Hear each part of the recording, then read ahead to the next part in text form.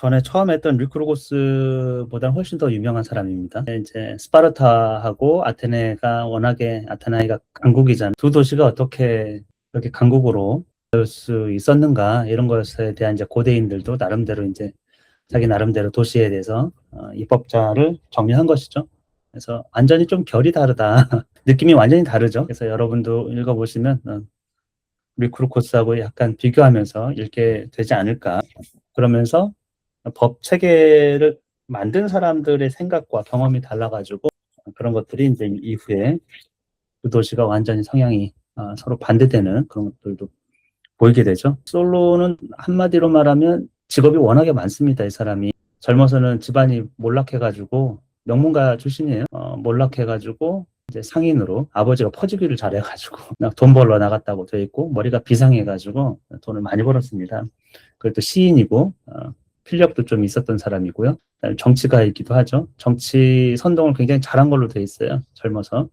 그리고 인기를 얻었고 재헌 입법가 그러니까 헌법을 만들었다. 거의 전권을 부여받아가지고 그런 사람이고 아르콘에 임명되었어요. 아르콘은 보통 1년이거든요. 솔론이 있었을 때. 이 책에서는 뭐 3인이라고 되어 있는데 아마도 9인이었을 겁니다. 당시에는. 그래서 아르콘 중에 하나. 그리고 임기는 1년. 근데 어떻게 1년 동안 이렇게 많은 법을 만들어가지고 할 수가 있나 상상도 안 가잖아요. 근데 아르콘을 했고 그 뒤에 이제 재헌 입법가로서 정권을 받아가지고 이제 입법 수행한 거예요. 백성들에게 이제 지키겠다고 약속을 받았던 것이고 그만큼 존경을 엄청 받았다. 인품과 성품으로서도 굉장히 어려웠어요. 당파가 서로 나눠져가지고 막 물어뜯고 있어가지고 그런 상황에서 중재를 잘하면서 서로에게 욕은 먹긴 했지만 그래도 이 사람을 인격적으로 존중할 수밖에 없는 하여튼 그래서 그런 토대를 만들었어요. 현자로 알려져 있죠. 7인 현자로서 늘 빠지지 않고 여행을 돌아다니는데 어디서든지 대우를 받았을 겁니다. 그렇죠? 젊어서도 그렇고 아테네에 있을 때도 그렇고 나가서도 굉장히 유명한 사람이었기 때문에 아주 유명한 사람들과의 인간관계 이런 것들도 여기서 에피소드들이 좀 많이 나오거든요. 탈레스 철학자, 뭐 이집트의 왕이라든지 뭐 스키타이의 왕족이라든지 이런 사람들도 와가지고 페이시스트라토스라는 그하고는 육촌지간이에요. 어머니가 사촌지간이 어머니끼리가 사촌지간이 있기 때문에 그래서 친인척 관계였고 하여튼 그런 여러 가지 일화들 그다음에 리디아의 왕까지 만나가지고 뭐 이런저런 얘기까지 했다. 그래서 지중해권에서 그 당시 고대 어찌 보면 가장 유명한 사람 돌아다니면서 이집트도 가고 키프로스도 가고 리디아도 가고 이러면서 또 뭐 키프로스에서는 뭐 도시 건설 설계하는데 도 도움을 많이 줬다고도 하고 그래서 어디 가서든 환영받는 그런 인물이다. 아테네의 자랑이다. 이렇게 볼 수 있을 것 같습니다. 그러면 우리 나누도록 할까요? 저는 너무 어렵고요. 이게 뭐지? 사회책 같아가지고 이 사람에 대해서 제가 파악을 해야 되니까 약간 이해하는 데가 좀 어려운 것 같아요. 무슨 얘기가 나오고 있는지. 그래서 좀 읽어지고 있는 것 같고 또 이제 그렇게 따라가다가 이해가 갔던 부분 중에서 제가 조금 이 사람이 했던 그 정치 입법 방식이 좀 지금 있으면 되게 좋겠다고 느껴지는 부분이 15페이지에 나왔던 부분이거든요. 이 사람이 시가 있어요. 민중에게 나는 적당한 권력과 충분한 특권을 줬고 그 이상도 그 이하도 주지 않았다. 나는 또 권세와 엄청난 부를 가진 자들 역시 아무런 피해를 입지 않도록 배려해 주었다. 이제 이 부분이 나오는데, 가난한 사람, 중산층도 뭔가 자기가, 내가 너무 손해보고 있지 않아, 피해보고 있지 않아, 이런 생각이 들게끔 이제 입법을 해줬다는 거는 그럴 수 있어 그랬는데, 부자들도 피해를 본다는 이제 그런 생각을 안 하도록 입법을 했다는 부분이 나오는 거예요. 이 사람이 했던 입법이 보면 약간 제가 이해하기로는 그 계급을 없애려고 계급이 없는 평등을 하려고 했던 게 아니라 어떠한 층위에 있어도 나 그렇게 피해보고 살지 않아라는 감각을 느끼게 해주는 법을 한 걸로 제가 이해를 한 거예요. 근데 요새는 그렇잖아요. 누가 잘 되면 되게 배 아프잖아요. 세상이 좀 왜 각박해졌냐 하면 나 살기 되게 힘들다 하니까 누군가 이렇게 뭐가 잘 되거나 아니면 누가 돈을 되게 많이 벌어 하면 진짜 이렇게 배 아파하는 게 되게 많고 내가 좀 불이한 일을 하더라도 나한테 이득이 된다고 하면 그래도 나 먼저 살고 봐야 되지 않을까라는 생각을 하는 게 전반적으로 깔려 있는 것 같아요. 그게 각박하다고 느껴지는 부분인데 이게 내가 되게 빠듯하다고 느껴지고 내가 좀 손해본다고 생각하면 공동체를 생각하기 어렵거든요. 근데 이 지금 솔론이 입법을 할 때 이런 부분을 이렇게 신경 썼다는 게, 아, 그치. 우리가 내가 부자가 되고 싶어. 이게 아니라 나 피해보고 살고 싶지 않아. 이런 생각이 되게 강한 건데 그거를 딱 만져주면 우리 누구나 다 자기가 있는 자리에서 좀 편하고 약간 만족스럽게 살면서 또 누군가가 잘 됐을 때 잘 됐다 하고 박수 쳐줄 수 있고 근데 또 누가 불이한 일을 당했을 때 저러면 안 되는데 내가 좀 도와줘야겠다라는 마음도 들 수 있게 만드는 그 어떤 약간 바탕이 여기에 있을 수도 있겠다라는 생각이 들면서 이게 참 지금 그럴 수 있을까? 지금 되게 필요한 것 같다. 나한테도 필요한 것 같고 우리 사회에도 좀 필요한 것 같은 어떤 이제 입법인 것 같다는 생각이 들었어요. 뭐 앞에 이제 좀 읽으면서 재밌었던 거는 그 93페이지에 실로 적혀 있는 거기 문단에 여기는 아마 솔론에 대한 얘기를 하다가 이 플루타르코스의 저는 의견인가 싶은 거예요. 근데 이제 그 마지막 부분에 운명의 타격에 대처하도록 이성에 의해 훈련받지 못한 사람들은 끝없는 고통과 두려움에 내맡겨지게 마련인데 그건 이제 애정 때문이 아니라 뭐 허약함 때문이다. 그 사람들은 뭐 그거를 무서워서 아예 하지 않는다. 이제 이런 얘기를 하면서 가난해짐으로써 재산을 잃을 것에 대비하고 친구를 갖지 않음으로써 친구를 잃을 것에 대비하고 뭐 이제 약간 극단적으로 팔레스 솔론의 이제 에피소드를 얘기하면서 이 플루타르코스가 이제 했던 이 마지막 말은 좀 뭔가 비꼬는 것 같기도 하면서 좀 재밌게 저는 읽었던 부분 같아요. 네, 이 정도 얘기까지 하겠습니다. 네, 솔로몬의 개혁에 대해서 권력을 어떻게 이제 분배하고 백성과 또 부자들의 어떤 그런 것들을 지켜가면서 절묘한 조화를 이뤘는지 제가 볼 때는 천재적인 사고를 갖고 있던 사람인 것 같아요. 그런 탁월성이 개인이 있었기 때문에 이런 거를 만들지 않았을까 뭐 그런 생각이 좀 들고 그 얘기는 좀 나중에 하고 그가 현인이고 최초의 철학자 만물의 근원을 물로 받고 이랬지만 사실 솔론과의 대화를 보면 솔론이 좀 인간 사는 의미라든지 공동체에 대한 생각이나 이런 것들은 좀 한 수 위죠. 그렇죠? 삶의 지혜의 측면에서. 근데 자연 철학에 대해서 솔론이 갖고 있는 건 굉장히 좀 비천한 것처럼 돼 있어요. 얕다 이거죠. 기본적인 베이스밖에 없었는데 그래서 탈레스하고 비교하면 탈레스는 자연 철학에 대해서는 최고. 그는 수학을 통해 가지고 닮은 비를 통해서 뭐 피라미드의 높이라든지 자연 천문 관측이나 이런 것들도 다 예측했다고 할 정도니까 자연 철학에 대해서는 뭐 탈레스를 능가할 자가 없었고 우리가 사는 삶의 토대 현실 토대에서 보면 솔론의 지혜는 정치적 감각이나 능가할 자가 없었던 당대 그런 것 같아요. 그래서 이것도 보면 리크루코스를 약간 스파르타를 비꼬는 것 같기도 하지 않습니까? 가난해짐으로써 이렇게 최선의 방비라고 생각하자는 털 게 없다 해가지고 전쟁이 안 일어날 것처럼 약간 그런. 근데 아테네는 완전히 다른 것이죠. 탁월성. 뭐 리크루코스 탁월성을 중요하게 생각했지만 솔론이나 아테네 사람들은 이 솔론이 상인이었기 때문에 이 현실 감각이 굉장히 굉장히 좋아요. 상업이나 기술에 대한 어떤 태도, 아테네 사람들의 태도를 좀 볼 수 있거든요.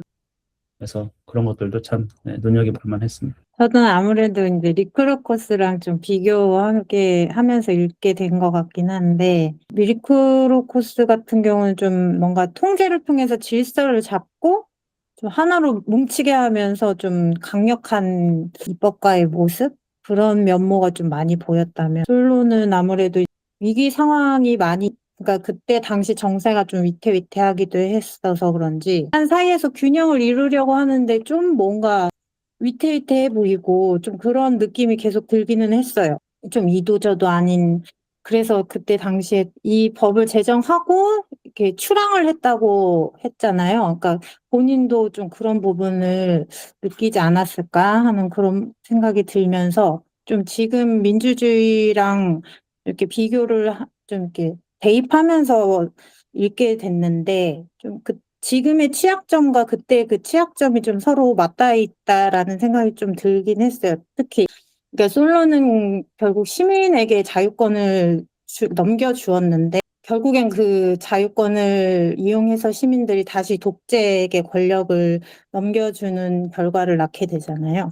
그러니까 그런 부분들이 요새 우리나라 뭐 정세 같은 거를 상황 판단을 해봤을 때 좀 비슷하지 않나 그런 좀 어려움들 그런 걸 좀 비교하면서 읽게 됐습니다. 네, 여기까지 하겠습니다. 근데 리크루코스하고는 전혀 이게 상황도 다르고 장면의 문제도 다르고 이렇게 묘사를 하고 있어요. 그런 왕이 사실 왕이고 또 왕이기 때문에 왕이었잖아요. 섭정도 하고 또 주변의 친구들이나 그냥 정치 권력을 약간 무력적으로 무력은 아니지만 완전 장악할 수 있는 그런 위치였다면 솔로는 상인이었기 때문에 외국에 나가가지고 집안도 하여튼 약간 이제 몰락했고 자기 개인의 수완으로 거기도 어느 파에도 들지 않으면서 현실 감각을 유지하면서 했잖아요. 그러니까 좀 많이 다르고 우리가 봐도 좀 위태위태한 상태. 그리고 결국에는 솔로는 말년에 이제 참주를 보게 되는 거거든요. 자기가 정권을 갖고 있을 때 친구들이 다 참주를 하라고 그랬어요. 올바른 참주가 훨씬 더 지금 필요하다. 시대적으로 필요하다. 그렇게 느꼈어요. 여기 보면은 뭐 산악당 사람들이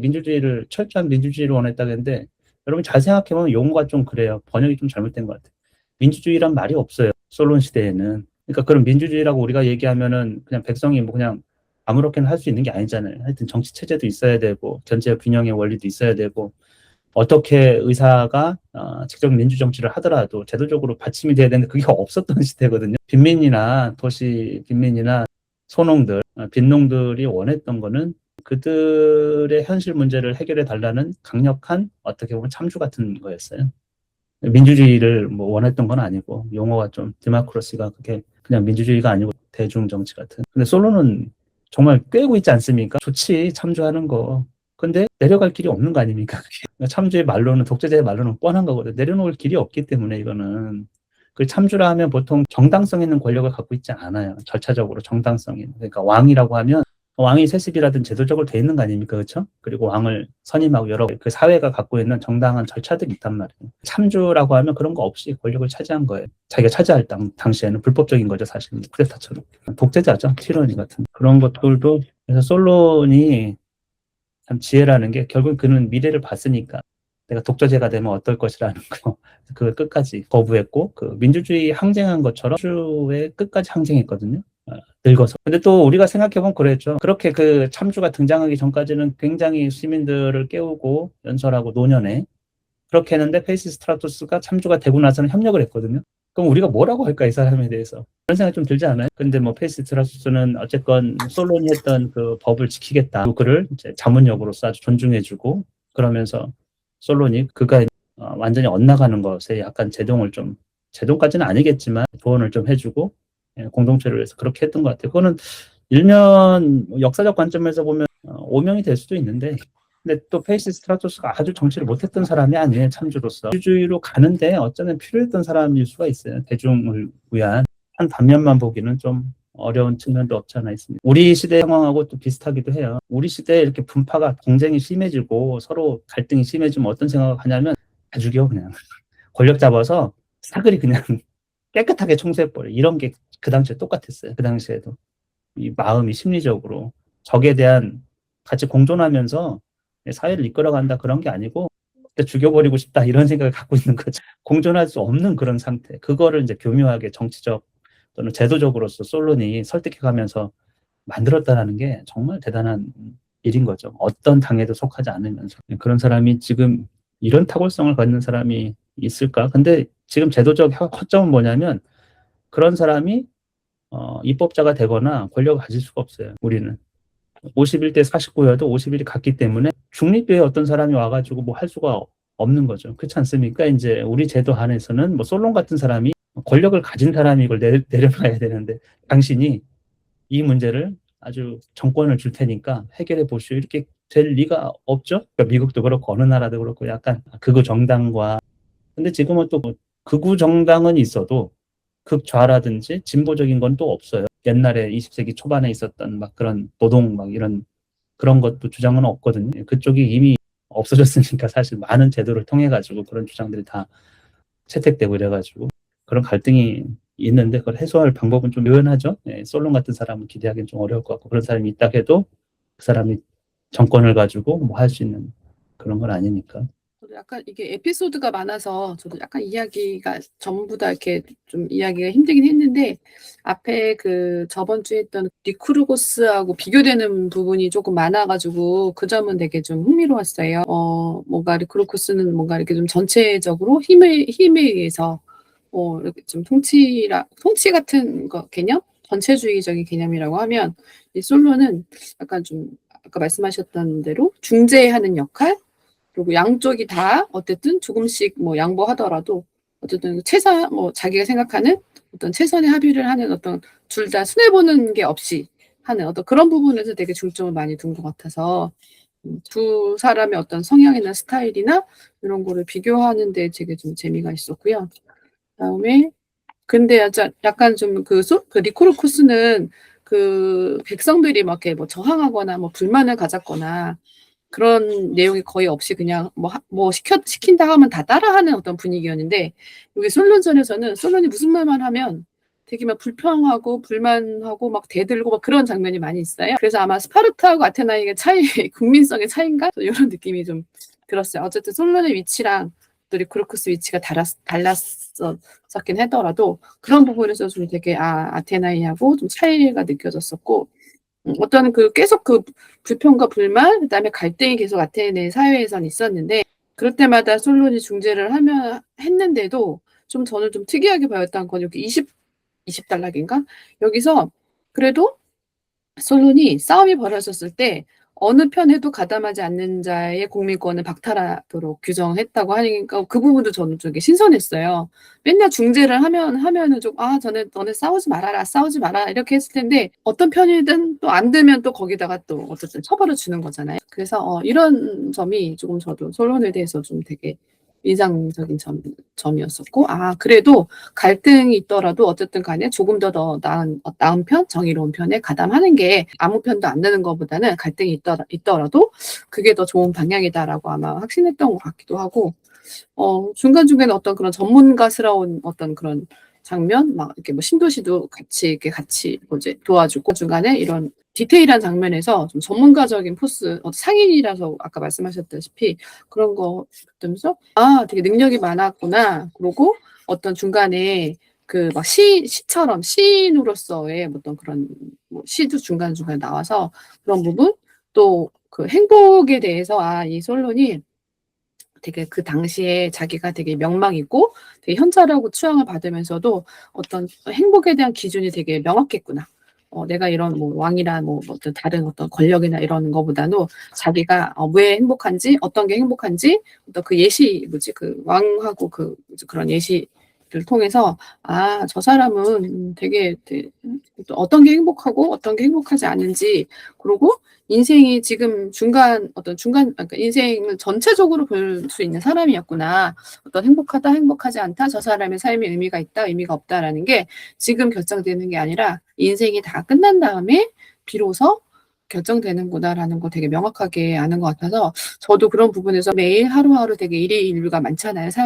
사람이 사는 데 있어서 고통스럽고 불행하고 뭐 이렇게 또 생각이 들 때마다 그래, 나는 아직 끝나지 않았지, 많이 남았지, 이런 게 또 위로가 되는 것 같았어요. 그리고 마지막에 그래도 아까 선생님 말씀하셨는데 그렇게 그 참주에 대해 반대하다가도 마지막에 자기한테 경의를 표하고 뭐 호의를 보여고 공전에 초대하자 사실상 그의 조언자가 됐다. 이 마지막 그 장면이 조금 더 씁쓸한 느낌이 들었습니다.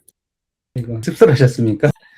근데 솔론의 성향상 보면은 내가 그 상황에서 할 최선을 다한다라는 입장이거든요. 그렇죠? 참주가 등장하기 전까지는 저항하고 뭐 무기를 자기 집 앞에다 놓고 이제 저항의 표시를 계속 했는데 시민들은 다 도망가고 또 이미 권력이 넘어가가지고 그런 상황에서 이제, 근데 페이시 스트라토스가 굉장히 또 뛰어난 사람이라는 걸 우리가 알 수가 있어요. 그러니까 어떤 사람을 존중하고 그런 것에 대해서 정치적 감각이나, 이것도 페이시 스트라토스가 권력을 잡는데 그 개인의 탁월성이 있다. 그리고 대중을 생각하고 있기 때문에 사실은 뭐 우리가 독재자라고만 보면은 엄청 뭐하긴 하지만 아주 그 사람도 대단한 사람이다.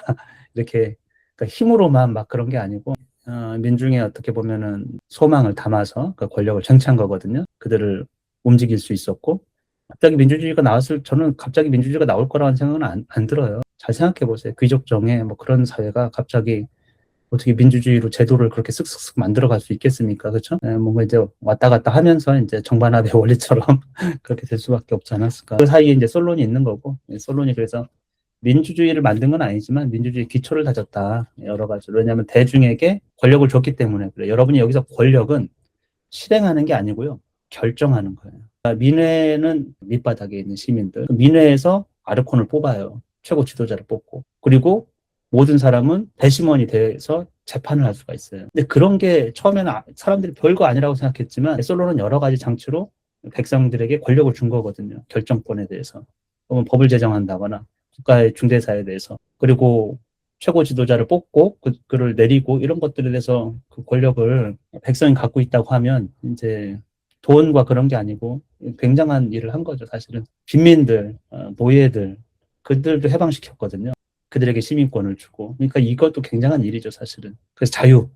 근데 돈을 주지는 않았어요. 토지를 주지는 않았고. 그게 이제 그게 빈민들이 불만이 생긴 건데, 그럼에도 불구하고 제가 보기에는 시간이 걸리지만, 제도적으로 아테네가 민주주의로 가는데 솔로는 엄청난 기여를 한 거죠. 혁명을 해가지고 그런 게 아니고, 제도로서 시간이 걸리지만 권력이 민중에게 있기 때문에 점차적으로 그들이 참조를 원해서 참조가 됐지만, 결국엔 그 참조가 아니라고 하면 또 민중이 선택할 수 있지 않겠어요? 제도적으로. 하여튼 솔로는 미래를 좀 내다보고 아테네에 엄청난 선물을 해준 사람이다 이렇게 여겨집니다. 개인의 탁월성도 너무나 그렇고 그렇죠? 저는 이거 읽으면서 좀 눈여겨봤던 부분이 지난번 리쿠르고스 때는 그 리쿠르고스가 만든 이 제도가 몇백 년을 이어졌다라고 이렇게 했었는데 사실 솔론이 만든 지금 이 제도 같은 경우에는 그렇게 오래 가지 못하고 결국엔 나중에 참주 정치로 이렇게 가게 된 그 점이 좀 되게 그 중용 그렇게 가는 게 얼마나 힘든지 그리고 모두를 만족시키지 못했다라고 거기 책에도 구절이 있는데 그러면은 솔론은 그렇다 치더라도 그 당시 아테네 시민들 같은 경우에 또 약간 그런 리쿠르고스가 하는 것 같은 약간 전체주의로 그냥 확 가버렸으면 좋겠다. 약간 이런 환상, 약간 그런 거에 빠질 가능성도 되게 컸었겠다. 약간 그런 생각이 들었어요. 되게 지금의 시점에서 이렇게 보면은 당연히 리쿠르고스보다는 솔론의 이 제도가 민주주의 기초가 되는 이게 더 현실적이고 더 우리한테 적합하다. 약간 이렇게 생각을 하고 있지만은, 근데 우리도 그 각 당들이 막 당파 싸움하고 약간 그런 거 보면은 좀 이제 가끔 좀 안 좋을 때가 있잖아요. 좀 짜증나거나, 막 그런, 뭐, 내가 마음에 들지 않는 반대 정당은 그냥 싹 사라졌으면 좋겠다. 막 약간 이런 생각 극단적으로 할 때도 있고 막 약간 그런데 아테네 그 당시 사람들도 약간 그러지 않을까. 차라리 그냥 우리를 확 어떤 지도자가 그냥 다 그냥 이끌어주고 반대파는 그냥 다 입 다물게 해줬으면 좋겠다. 약간 그런 환상 그런 거에 막 약간 빠졌을 수도 있겠다. 그래서 그렇게 오래 가지 못하고, 물론 다행히 페이시스트라토스도 뭐 유능하고 뭐 아무튼 그랬지만, 참주 정치로 그렇게 결국에 가게 되지 않았을까, 약간 그런 생각을 한번 해봤었고요. 그리고 또, 근데 되게 솔론이 정말 인간적으로 대단한 사람이다, 약간 그렇게 느낀 거는 이 사람이 그 중용도 중용이고, 그 다음에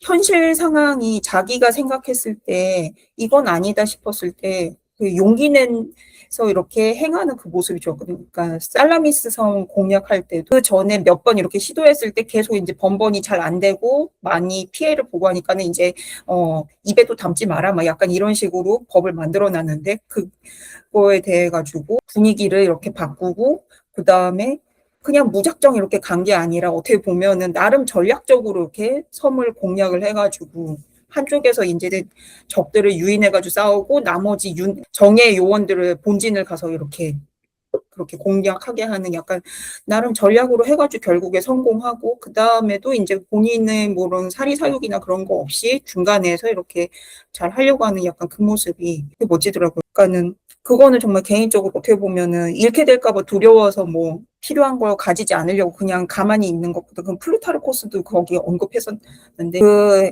해 나가려 그런 거를 걱정해서 가만히 있기보다는 해 나가야 된다. 그 자세는 저 역시도 좀 지금 저희 사는 여기서 이렇게 배워서 이렇게 해야 되는 게 아닐까 그런 생각 해봤습니다. 이상입니다.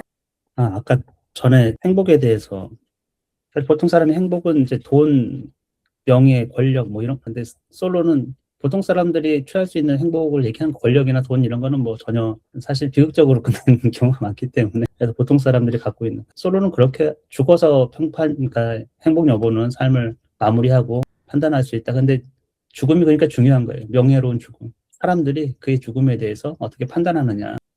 그런 게 훨씬 더 중요하죠. 그리고 살았을 때 그렇게 이제 큰 고통이 없이 살았다고 하면 우리가 행복하다. 예를 들면 자식이 죽는다든지 큰 뭔가를 사고를 당한다든지 이런 거 없이 평탄하게 살면서 명예로운 죽음을 전쟁에서 명예롭게 죽어도 훌륭한 행복한 삶이라고 생각한 거거든요. 그리고 또 훌륭한 자식을 낳고 평판이 유지된다든지. 그러니까 행복이라는 게 사실 우리가 생각하는 건 좀 많이 다른 거죠. 현대에서는 그런 행복을 얘기하진 않거든요. 소소한 일상적으로 즐기는 어떤 느끼는 감각 약간 그런 거잖아요. 근데 죽어가지고 죽은 사람이 뭐 그렇잖아요. 이거는 약간 윤리적인 측면 얘기해 주는 거는 지금 돈과 권력과 그런 거 갖고 있다고 오만하게 내가 행복한 자다 이렇게 인식하는 거 그런 거에 대한 좀 경계 정도인 것 같고 여기 이제 좀 나눠주신 게 솔로는 많은 제도를 법을 만들어서 과 절제를 갖추도록 했는데 근데 권력이 아까도 봤지만 민중에게 넘어간 거거든요. 선택권이. 그래서 민회를 열어서 페이시 스트라토스에게 이제 무장을 할 수 있는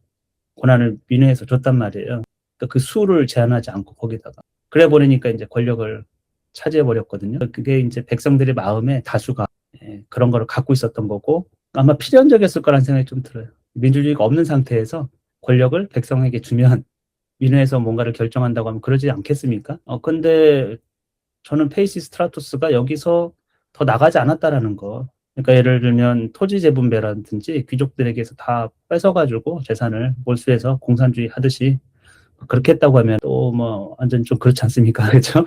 근데 솔론의 어떤 법 체계 그런 것들 솔론이 만든 법이라든지 체계를 이따가 보겠지만 그런 것들도 좀 있었다. 삼주의 등극을 막지를 못한 거예요. 사실 민주주의가 이제 권력이 백성에 가 있을 때 이게 통제가 잘 안 되지 않습니까?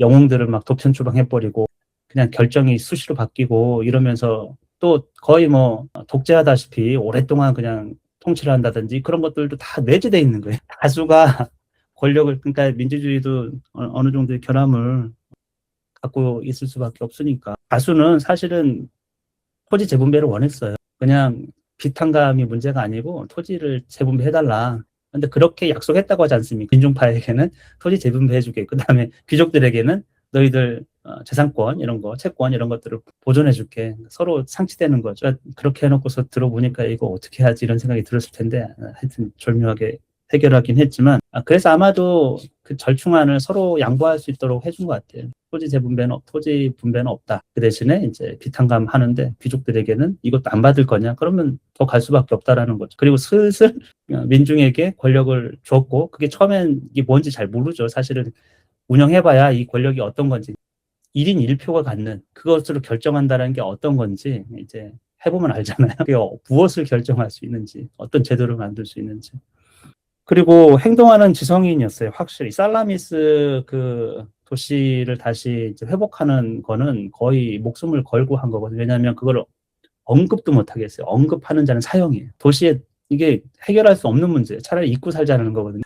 우리 바로 앞에 있는 섬인데 잊고 살자. 그냥 그런 시절을 포기한 거 아닙니까? 그것에 대해서 솔로는 이 불이함을 느낀 거죠. 일단은 말도 못하게 한다든지 사형에 처한다든지 또 이거는 당연히 도시 발전을 해서 엄청난 피해를 주는 거거든요. 그래서 솔론이 머리를 쓴 거는 미친 자가 된 거예요. 왜냐하면 미친 자는 미친 소리를 한 거니까 이게 법에 의해 가지고 심판받지 않는 거죠. 그러니까 재판정에 서가지고 헛소리를 했는데 이게 이제 사형 내릴 거냐 이런 문제가 생기지 않습니까? 그래서 이제 미친 자라고 하고 내고 미친 자처럼 해가지고 약간 시 같은 거로 사람들의 마음을 움직인 거죠. 시가 그렇게 할 수 있잖아요. 그 한편의 시가. 선동가예요, 일종의 보면.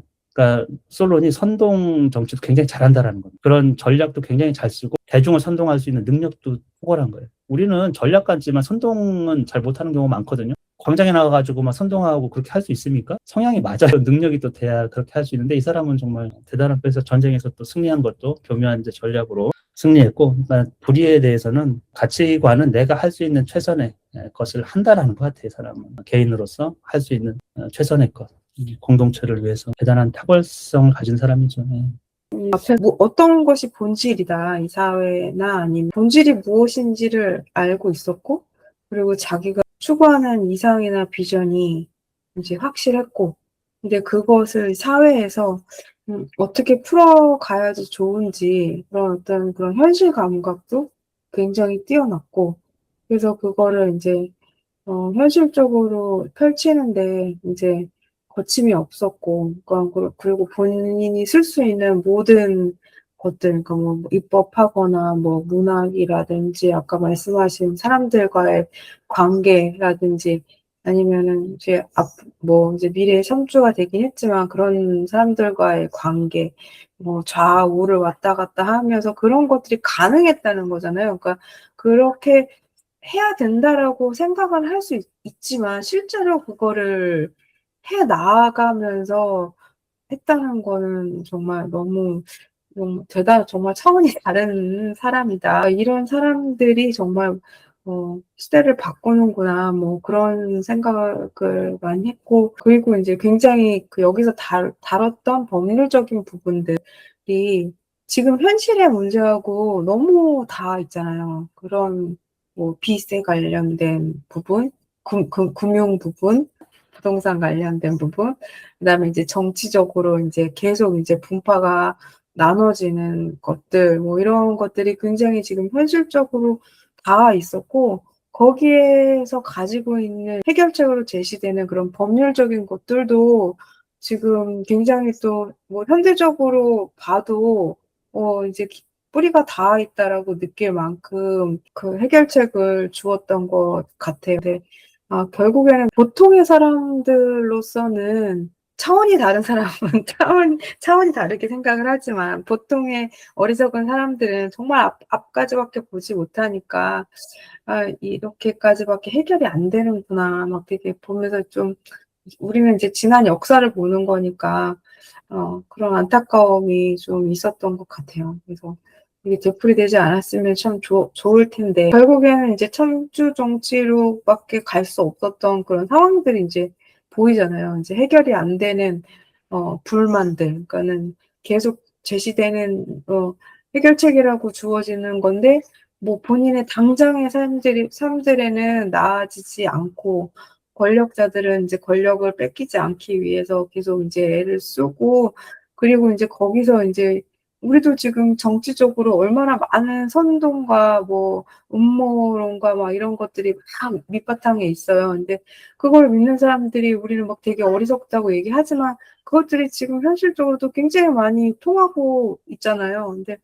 그래서 그렇게 선동이 돼서 이제 삼중죄가 나온 것들이 되게 뭐 과거의 일이지만 현재 일같이 좀 막 느껴졌고 그런 게 또 안타깝게 뭐 읽었던 것 같습니다. 그리고 뭐 이 사람이 그 뒤에 있었던 그 페이스트라토스 그 사람에 대해서 처음에 내렸던 평가도 사실 굉장히 되게 후했던 것 같아요. 그래서 이 사람은 그런 것만 좀 없애면은 굉장히 괜찮은 사람인데 이렇게 평가를 내렸던 거를 보면은 그 뒤에서 그래서 그런 어떤 관계를 계속 좋게 가져가고 끝까지 그 사람이 어쨌든 간에 권력을 잡았지만 올바르게 하게 하려고 나름의 애를 끝까지 썼던 것 같고 그런 것들이 되게 눈에 띄었고 이 사람이 이제 가지고 있었던 생각들이 이제 나타나는 몇 가지 에피소드들 중에서 내란에 관한 것이 있었을 때 중립을 지킨 사람한테 이제 시민권을 박탈하겠다. 왜냐하면 어떤 식으로든 괴로워서 우악 하고 나갔는데 그거를 외면하는 게 가장 비겁한 행동이라고 생각을 하고 어느 편이 이기는가를 주시하면서 위험을 피하는 것이 옳지 않다.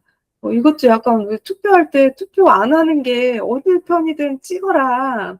찍지 않은 게 가장 비겁하다. 우리 뭐 이런 얘기들 하잖아요. 그러니까 그런 뭐 되게 차원이 다른 사람이 이 아웅다웅하는 이 현실을 봤을 때 되게 어리석고 회피하고 막 그냥 여행이나 다니면서 저 사람들은 저러고 있으라고 하지 뭐 이러고 이 똑똑한 사람이 자기 살 길을 찾을 수도 있을 텐데 자기가 속한 이 공동체에 애정을 가지고 어떻게 됐든 간에 최선을 다해서 살아라 이런 것들을 계속 이제 사람들에게 설파하고 이제 이야기하고 설득하고 이런 거잖아요. 그래서 아까 얘기했던 목숨을 걸고 그런 전쟁 같은 것들도 막 이렇게 하게 되었고, 이런 것들이 굉장히 눈에 많이 띄었고, 그 다음에 이제 그 같은 맥락에서 그 행복에 대한 그런 것도 있잖아요. 앞날 이렇게 재단하려고 하고, 비교하려고 하지 말고, 그냥 오늘의 이 순간의 내 행복을 느껴라. 자랑하지도 말고, 시기하지도 말고, 나만의 것을, 이 순간을 오롯이 이렇게 만끽하고 최선을 다해라. 이렇게 말하는 부분들이 굉장히 인상적이었습니다. 솔론의 개혁에는 조금 일정의 한계가 있긴 있어요. 그렇게 극단적인 빈부격차가 있을 때 비탄감만으로 해결되지 않잖아요. 왜냐하면 토지가 없다라는 거는 결국에는 이 문제가 해결되지 않고 다시 또 똑같이 생산할 뭐가 기본 자산이 없는데 그럼 다시 또 인신을 담보해가지고 노예가 안 된다고 해도 그럼 다시 시작해야 되는데 뭐가 없잖아요, 시드가. 그러니까 이런 상태로 그냥 한번 개혁한다고 되지는 않거든요. 그래서 제 생각에는 3주를 통한 어떤 제도의 마련을 이 대중이 원했을 거라는 생각이 좀 많이 들어요. 솔로는 거기까지 못 간 거고. 그래서 페이시 스트라토스가 어떤 걸 했냐면 그는 일단 이제 망명한 귀족들이 있습니다. 두려워가지고 영문가들 그 땅을 다 회수해가지고 빈농들에게 나눠줬어요. 그리고 돈을 빌려줬어요. 그러니까 대출을 해주듯이. 그래서 그들이 생업을 가질 수 있도록. 특히 이제 올리브, 포도 이런 거 재배를 권장해가지고 부를 쌓을 수 있도록 해줬어요. 이게 수출품이거든요. 그러니까 수출 장려 이런 것들. 그러니까 산업 정책을 좀 썼다라는 거예요. 탁월한 거죠. 그리고 그들이 자기 기반이거든요. 빈농들이. 솔로는 대단했던 게 백성들이 그냥 시민이면 누구나 법의 보호를 받을 수가 있었어요. 재판을 요청할 수가 있고, 그 다음에 재판관이 어떤 법에 대해서 그냥 판결을 내렸어도 그걸 항소할 수가 있어요. 그 민회를 통해 가지고 다시 할 수 있는. 그러니까 이게 진짜 대단한 거거든요. 그래가지고 법의 보호라는 측면에서 여러 단계를 뒀는데, 근데 이제 농민들이나 저 산지에 있는 사람들은 그런 게 좀 불편하잖아요. 언제 어디 와가지고 뭐 농사 져야 되고 뭐 하는. 순회 재판 같은 것도 열었어요. 그러니까 자기 지지층이 누군지를 잘 알아요. 그래서 그들의 법률적 보호 이런 것들도 많이 챙겼던 사람이고, 또 문화 정책도 굉장히 많이 썼어요.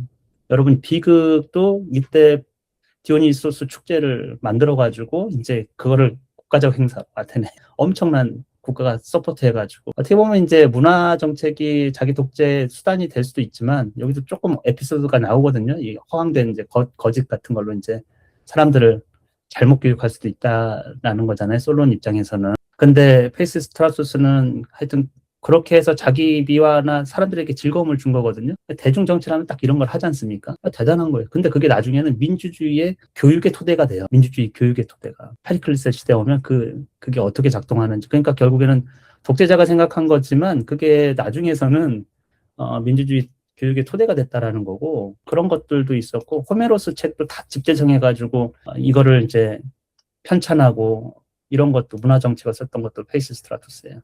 공공 인프라 사업도 엄청 많이 했습니다. 그러면은 빈민이나 이런 사람들이 먹을 거리가 되고 공공 인프라를 하면 누구에게는 혜택이 가요. 이게 공원을 만든다, 신전을 짓는다. 이건 굉장히 큰 혜택이 되거든요. 근데 뭐 그런 게 없는 거하고 있는 거는 완전히 다른 얘기예요. 그리고 솔론의 법은 거의 건들지 않았습니다. 솔론이 만든 뭐 400인 평의회라든지 비네라든지 아레이오스 파고스 회의라든지 이런 것들이 절차적인 그런 것들을 건들지는 않았거든요. 솔론은 개혁을 했고 틀을 만들었지만 실제로 빈민이라든지 백수층이 살 수 있는 여건은 좀 부족했던 거고 그게 이제 참주를 통해 가지고 이제 그 사람이 대단한 역할을 한 거죠. 그리고 뭐 개간 사업 이런 것들도 많이 했어요. 빈토지, 국가 소유지 이런 것들을 다 개간해 가지고 농민들한테 분할해주고 이제 먹고 살 수 있는 여건을 주고. 그러니까 딱 보면 우리가 봐도 이 시대에 꼭 필요한 독재를 했다. 독재자가 아니면 이 일을 이렇게 탁탁탁 착수하기는 굉장히 어려웠을 거라는 생각이 좀 들고 한계성은 있지만 그래도 좋은 제도를 통해서 독재 안에서도 그게 어느 정도 유지되면서 나중에 민주주의로 가는 연결 통로가 될 수 있었던 거죠. 그래서 자원의 재분배가 없어가지고 솔론의 정책은 근데 페이시 스트라토스는 빈민이나 토농들에게 그 토지를 주고 생산할 수 있도록 해주잖아요. 근데 거기를 통해 가지고 대출도 해주고 나온 것을 5%에서 10% 정도 세금을 걷어가지고 또 그거를 대대적인 인프라 공사를 했거든요. 그러니까 이 사람이 머리가 경제 부흥을 했다고 생각하시면 돼요. 먹고 사는 문제에 대해서 기반을. 그거는 약간 독재 마인드가 좀 있어야 좀 되죠. 정치 체제는 솔론이 어느 정도는 해놓고 먹고 사는 문제에 대해서는 참주였던 페이시 스트라토스가 잘 해냈다. 그래서 여러 가지 기틀이 아테네가 마련됐다고 이렇게 보면 좋을 것 같아요. 지금이야 뭐 이런 게 좀 당연하겠지만 옛날에는 정말 백성을 삶을 하나씩 생각하면서 어떤 제도를 만든다라는 거는 어렵잖아요. 뭐 순회 법정을 한다, 산지를 돌아다니는 이런 것도 굉장히 어려운 정말 탁월한 발상이라고 생각하거든요. 그러니까 민생이라는 관념을 갖고 있던 거죠. 독재자가 권력이 어디서 왔는지를 알고 있기 때문에. 저는 우선 이번 편을 읽으면서 뭐 한국사나 이런 걸 공부하면서 뭐 청동기 시대를 지나고 뭐 우리 삼국 시대로 넘어가면서 이렇게 제가회의 막 이런 식으로 하다 갑자기 그냥 왕이 나오고 이렇게 단순하게 탁탁 끊어서만 배운 정치 역사를 그냥 단편적인 단어로만 배웠는데 이 글을 읽으면서 그 시대 그리스 뭐 아테네 시대 뭐 민주주의라는 거에 대해서 말로만 들었는데 이거 이렇게 글로 접하니까 그 시대의 계급과 시민들이 이렇게 민주주의를 위해서 활동을 하고 참주 정치로 넘어가는 그 과정을 이렇게까지 자세하고 구체적으로 지금 시대하고도 많이 닮아 있다는 점이 좀 놀라웠고, 솔론이라는 사람에 대해서는 우선 얘기해 보자면은 중도를 걸었다는 거, 그리고 자기 인생의 끝까지도 그 중도를 권력을 가질 수 있었음에도 끝까지 그거를 잡고 있지 않고 자기만의 그 생각을 실천하려고 했다는 점이 훌륭한 것 같고, 사람들이 좀 재밌다고 느꼈던 거는 사람들한테 이렇게 뭐 자기들이 의견을 내고 합의를 봐서 이렇게 뭐 사회를 이끌어 갈 수 있는 그러한 그러한 역할을 할 수 있게 해 놓았음에도 사람들이 또 참주 정치를 원한다고 했던 점이 저는 또 좀 재미있게 느껴졌거든요. 스스로 권력을 그러한 역할을 하라고 주었음에도 권력자를 또 원했다는 그러한 생각이 약간 아이러니한 것 같기도 하고, 사람들을 자기들이 끌어줄 리더를 역시 원하는 걸까, 그런 생각이 좀 들었고, 읽으면서 요즘 현대 우리 지금의 시대랑도 너무 비슷해서 읽으면서 놀랐다고 해야 되나? 그랬던 것 같습니다. 사실 저는 독재를 원하는 거는 어느 사회나 있을 거예요. 혼란기에는 특히 이걸 다 깔끔하게 하고 이렇게 우리의 요구를 들어주는 그런 사람은 원하지 않습니까? 근데 태종대왕 같은 왕 있잖아요. 그러니까 훌륭한 독재자를 원하는 거죠. 훌륭한 독재자, 능력이 탁월한 훌륭한 독재자. 근데 그런 사람이 없잖아요. 그렇죠? 그러면은 잘 나눠주셨고요. 제가 준비한 장표로 마무리를 좀 하도록 할게요. 플루타르코스는 늘 이렇게 봐요. 인물에 대해서 성품을 보거든요. 그 성품을 좀 강조합니다. 그래서 그 사람의 탁월성, 성품이 어떻게 이제 도시를 시스템을 만들었는가. 그래서 성품에 대한 한 사람의 일생을 쭉 얘기해 주면서 그것들이 제대로 어떻게 되는지. 그래서 그런 것들을 보여주고 있고요. 한 개인의 성품이 어떻게 형성되어 있는지. 그래서 우리가 이제 이 사람이 가문과 상인이었다라는 거, 그런 현실 감각이 뛰어났다라는 그런 걸 알고 도시 위기에서 어떻게 법을 만들고 이제 개혁을 했는지, 그리고 나중에 말년에서는 이제 뭐 여러 가지 통찰들을 보여주죠. 이런 백성들의 움직임 보면서 이제 참주가 등장할 거고, 그런 경고에 대한 것도 했고, 또 행복에 대한 여러 가지 이야기도 좀 해줬던 말년에 어떤 소론을 볼 수가 있었어요. 중용과 실용주의, 뭐 하여튼 요거라고 보시면 될 거고, 굉장히 실용주의자라는 거예요. 그 솔로는 최고의 법 이런 거를 내가 만들어서 법에 사람을 끼워 맞추려고 하질 않았어요. 그게 아니고 법이 사람들이 받아들일 수 있는 그 범위 내에서 그런 게 최선의 법이다 이렇게 한 거죠. 아무리 좋아도 현실에 적용할 수 없으면 그건 문제가 된다고 생각한 것이고요. 그래서 최선의 가능성을 늘 모색했던 사람이고, 이런 선에서 백성들이 받아들일 수 있다 이런 것들을 이제 제시했던 것이고, 또 하나는 그래서 법을 만드는 거는 설득의 수단이었어요. 사실은 강제할 수 있는 게 아니고 본인의 입장에서는 계속 중재를 하고 설득하고 이런 도구였던 것이죠. 그래서 극단적인 갈등을 봉합하려고 최선의 노력을 다했던 사람이다. 솔론의 생애를 보면은 초기 간단하게 표현되어 있거든요. 왕가 출신이라고 하고 이제 방하긴 했지만, 그래서 이제 돈을 벌어야 됐다 젊어서 그래서 상업에 뛰어들었고, 여러 군데를 여행하고 현실 감각을 익혔다. 그리고 문학적 재능이 좀 있었다라는 거예요, 이 사람의 특성은. 그러니까 글로 표현한다거나 사람을 움직일 수 있는 그런 것들을 표현할 수 있는 능력이 좀 있었던 사람이라고 볼 수가 있을 거예요. 그리고 이제 공적인 인물로 등장하는 계기가 살라미스 이제 회복과 관련된 것이거든요. 그래서 그가 사람 미친 척하고 이제 사형 받을 수 있는 그런 죄를 교묘하게 피해가면서 사람들을 동원했고 이제 살라미스를 탈환하는 그런 일이 있었어요. 거기도 자기 시적 재능을 유감없이 발휘했던 것이죠. 그 사람들을 마음을 움직였고 사실 이게 이제 그의 본격적인 이제 정치 무대의 등장이라고 볼 수가 있어요. 여기서 보면 솔론이 굉장히 사치스러웠다는 얘기도 있고요. 또 그렇지 않다는 얘기도 있는데 사실은 굉장히 돈이 많았던 건 사실인 것 같아요. 대중에게 비치는 거는 다를 수가 있거든요. 굉장히 유명해진 거는 이제 델포이와 관련된 일에서 이제 전 헬라스에서 유명인이 되었고요. 그리고 그 아테네 상황이 녹록지가 않았어요. 갈등이 굉장히 심화됐고, 그래서 솔론에게 양당에서 다 이제 부탁을 했던 것이죠. 그래서 아르콘에 선출되었고, 뒤에 보겠지만 여러 가지 법적 조치를 취하는데, 그 중에서도 이제 세삭테이아라고 해서 짐을 덜어내는 거거든요. 그래서 부채 탕감, 그 제도를 설득을, 그것도 강제는 없어요. 설득을 통해 가지고 해결을 했다라는 거예요. 그리고서는 이제 입법자로서 아르콘에 내려오고 이제 입법자로서 역할을 하다가 이제 너무 피곤한 거죠.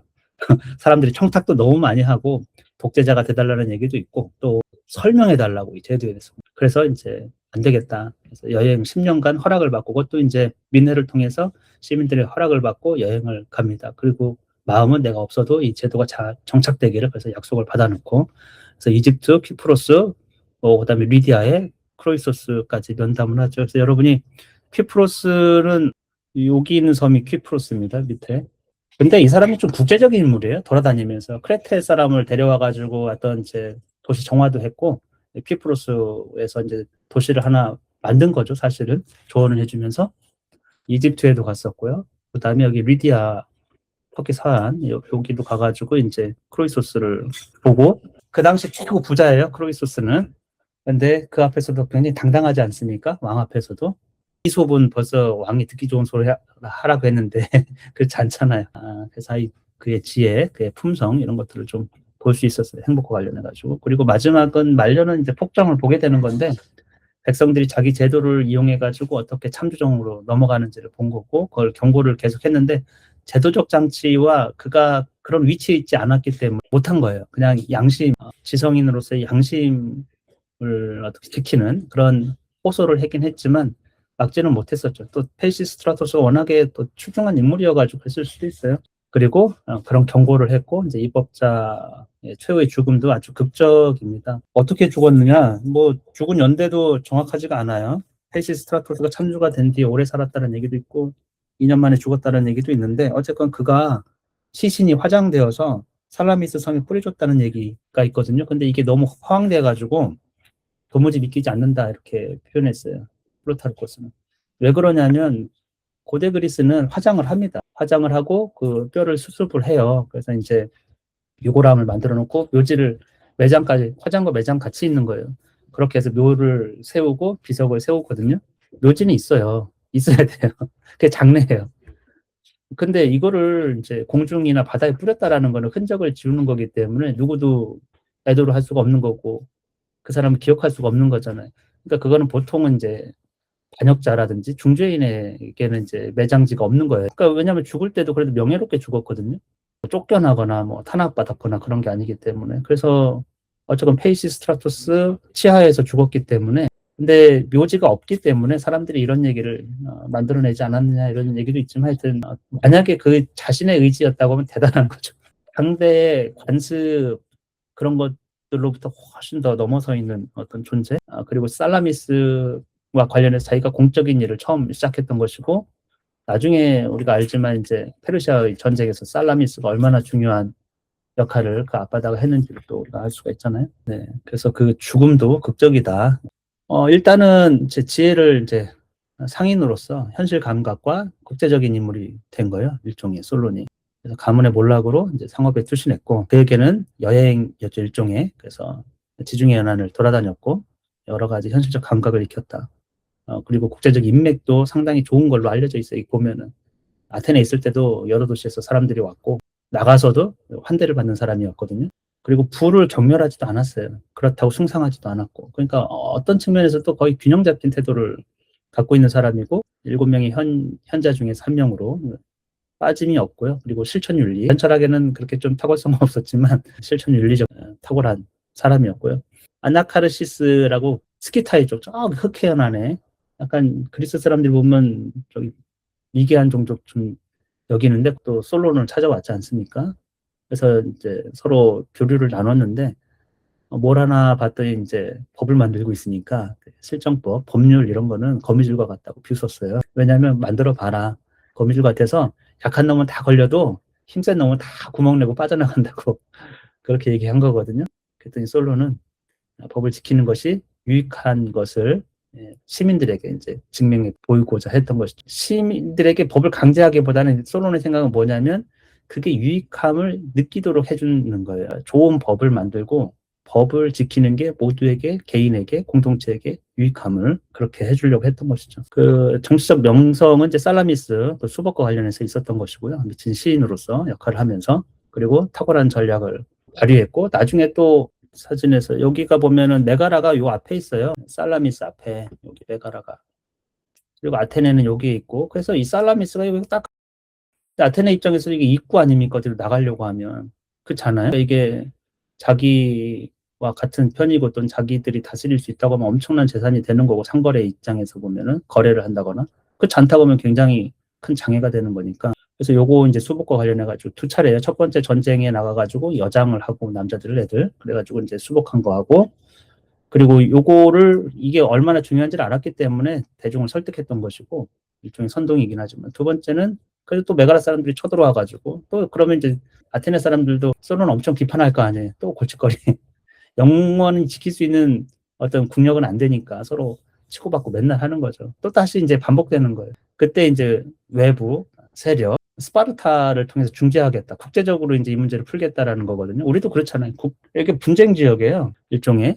그럼 맨날 여기서 정먹에다 또 나중에 이거 반복될 거 아닙니까? 한쪽이 힘이 엄청 크지 않으면.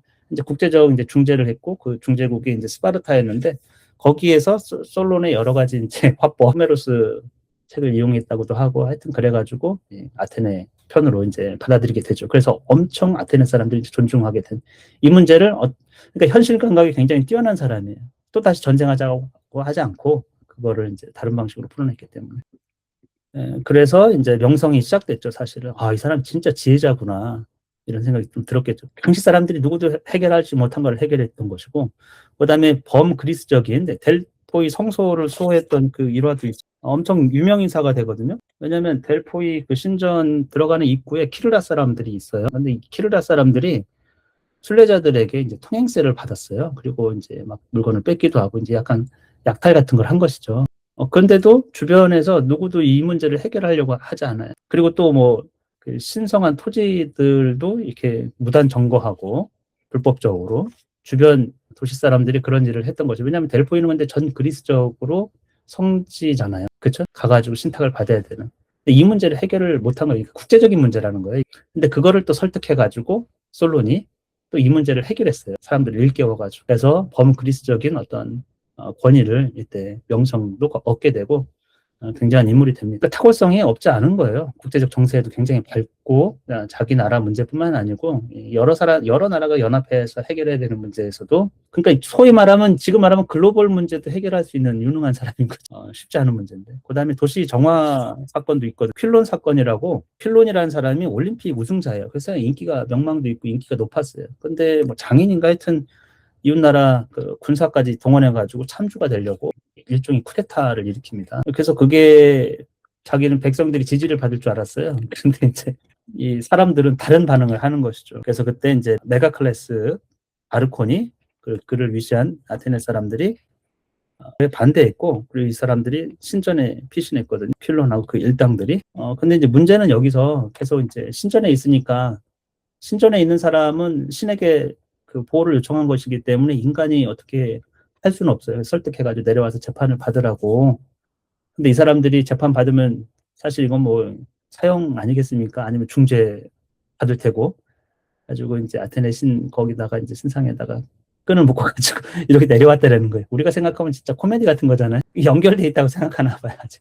근데 내려오다가 끈이 풀려가지고 그 순간에 다 돌로 쳐 죽이고 실제로 이제 그런 상황에서 뭐 신전으로 도망가는 사람들도 있고 막 그렇지 않겠습니까? 신전 계단에서 사람들도 다 죽이고 이래가지고 사람들이 그걸 보고 깜짝 놀랐어요. 지나치다라는 거죠. 그냥 성스러운 곳에서 이렇게까지 하는 것은 그래서 이제 저주받은 자들이라고 이렇게 표현했어요. 그 당시 아르콘들하고 지도자들에 대해서. 근데 그 이후에 계속 이제 정쟁이 들끓기도 시작하고 그 안 좋은 일도 자꾸 생기고 질병이라든지 그래서 이 저주다. 그러니까 이게 한번 해소가 안 되면 이런 살인 또는 이제 성소를 더럽힌 일 이런 것들은 계속 소문이 돕니다. 그렇지 않겠어요? 그래서 중재자를 솔론으로 이 문제에 대해서 그러니까 이 문제를 해소하지 않고 많은 사람의 죽음, 신전의 어떤 이제 모독 이런 것과 관련해가지고 솔론을 중재자로 세웠어요. 그 솔론이 저주받은 자들 아까 아르콘을 위시한 명문가들이에요. 그래서 이제 재판을 받으라. 거꾸로 된 거예요. 이전에는 킬론 일당에게 신전에 숨어있던 애들에게 니들 와서 재판받아 이렇게 했잖아요. 이제는 바뀌어가지고 너무 지나친 일이 했기 때문에 그 당시 아르콘하고 이제 그 일에 가담했던 사람들에게 재판을 받으라고 이제 설득을 한 것이죠. 그래서 재판도 그때는 백성을 통한 배심원 이런 게 없어가지고 명문가에서 300명을 뽑아서 재판을 하겠다고 이렇게 얘기한 거예요. 그래서 설득돼가지고 재판을 받았는데 거기서 재판이 유죄가 인정됐습니다. 그래서 그들은 추방되었어요. 그리고 이 살인 사건에 가담했던 사람 중에서 죽은 자들은 무덤을 파헤쳐가지고 아티케 밖으로 내던졌다 이렇게 해가지고 일종의 이제 신성 모독에 대해서 정화를 한 것이죠. 그 가문이 알크마이온 가문이에요. 그 당시 아르콘이었던 알크마이온 가문이 나중에 이제 추방당했잖아요. 근데 나중에는 클레이스테네스하고 페리클레스가 그 집안 출신입니다. 굉장히 민주주의에 이제 초석을 다졌던. 요게 나중에 페리클레스가 계속 요 조상들 요 문제를 가지고 조금 비난을 받기도 했어요. 솔로는 이 문제를 또 해결했지 않습니까? 그러니까 갈등이 굉장히 심화되고 어떻게 해소할 수 없는 문제를 솔론이 중재자로서 이제 해소를 했고 우리가 보면은 이렇게 해소하지 않으면 안 되는 거죠. 왜냐하면 같이 살 수가 없으니까 아무리 명문가라고 해도 그렇잖아요. 그래서 추방을 시킨 거예요. 죽은 자도 관련된 사람들은 무덤을 파헤쳐가지고 추방했다. 그래서 저주와 오염을 빨리 정화해야 된다. 그런 소문도 많았기 때문에 그렇게 했고 더 나아가서 여기 크레테 사람이 에피메니데스를 불러왔어요.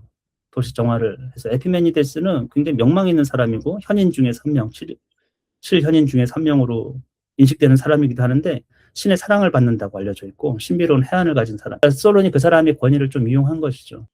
그래서 솔론의 친구가 되어서 솔론이 입어갈 수 있는 길을 닦아줬다고 돼 있어요. 일단은 도시에 이런 이제 뭔가 이렇게 도시가 종교적으로 지저분한 거예요. 오염된 것처럼 그런 느낌이 사람들한테 있는 거죠. 그래서 이 사람이 에피메니데스가 와가지고 종교 의식을 더 세심하게 지키게 했어요. 솔론하고 같이 해가지고 그리고 야만적 관행들 이런 것들을 다 폐지했고 아마 장례와 관련된 거나 막 그런 미신과 관련된 거나 그런 것들 그리고 속죄 정화 의식을 도입했고요. 그 다음에 예배 장소를 새로 개장했고 그래서 아테나이를 경건한 도시로 만들었다고 돼 있어요. 그래서 사람들이 서로 화목하게 살 마음을 이끌어냈다. 그러니까 분위기거든요. 도시의 분위기.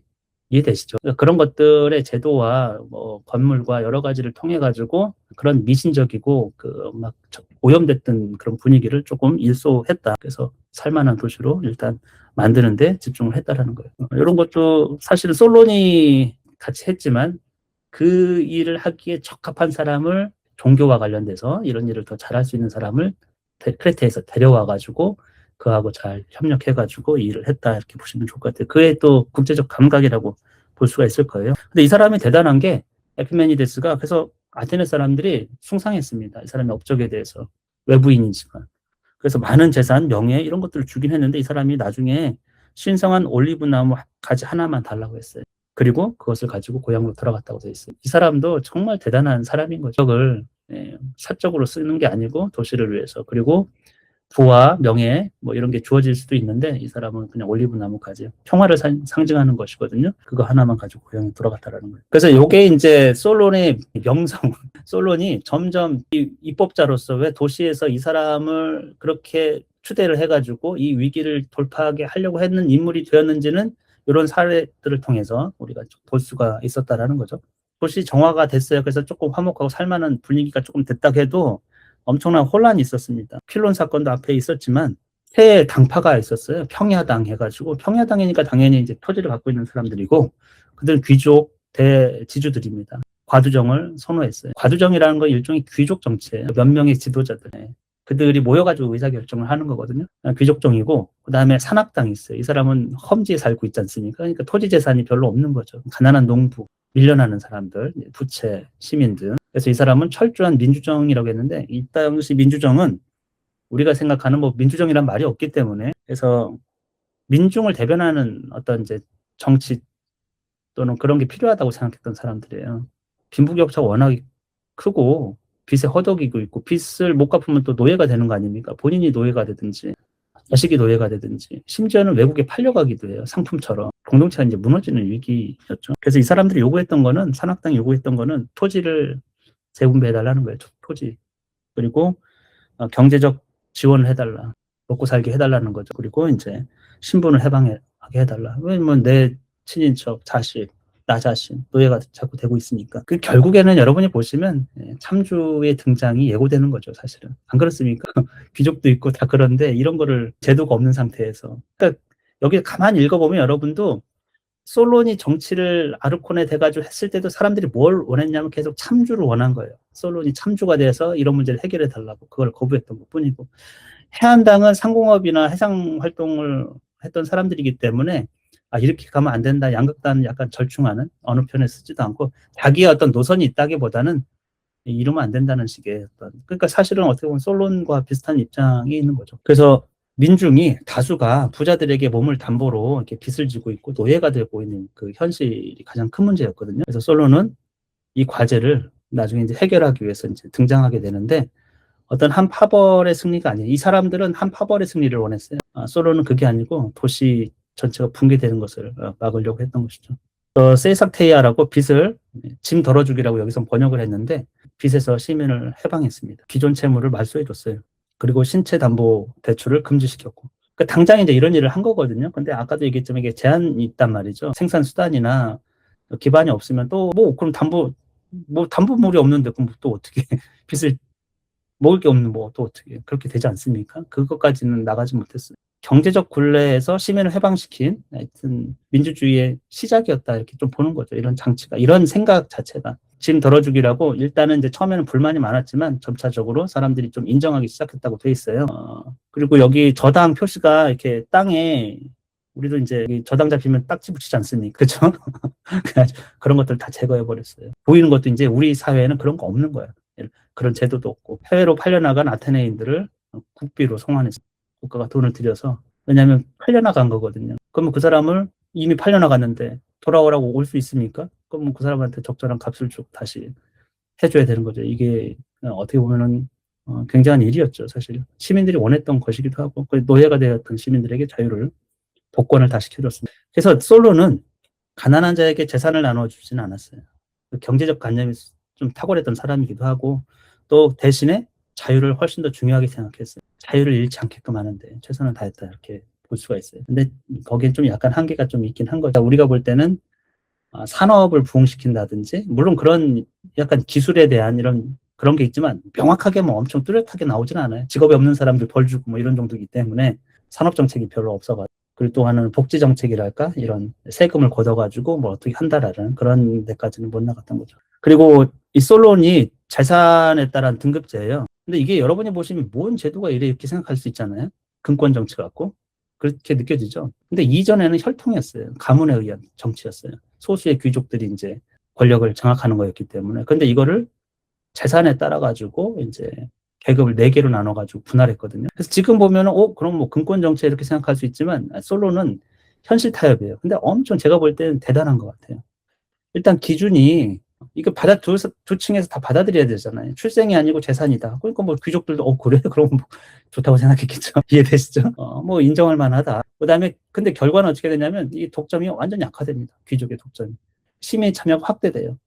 최고층은 여기 펜타콜시오 메딤 노이라고 해서 이 사람들은 아르콘이라든지 최고 공직에 있을 수 있는 자격이 주어지는 사람이고 재산이 그 정도 돼야 되는 거예요. 상위 5% 정도로 예상하고 있어요. 그 정도의 사람. 이 사람들이 최고 공직에 위치해 있어요. 그럼 되게 좋다고 생각하지만 그 다음은 기병하고 고위공직자, 최고는 아니어도 고위공직자. 이 사람들은 기병이니까 전쟁하면 기병이에요. 말을 유지할 수 있는 사람. 그러니까 말이라는 건 굉장히 큰 재산 가치가 있어요.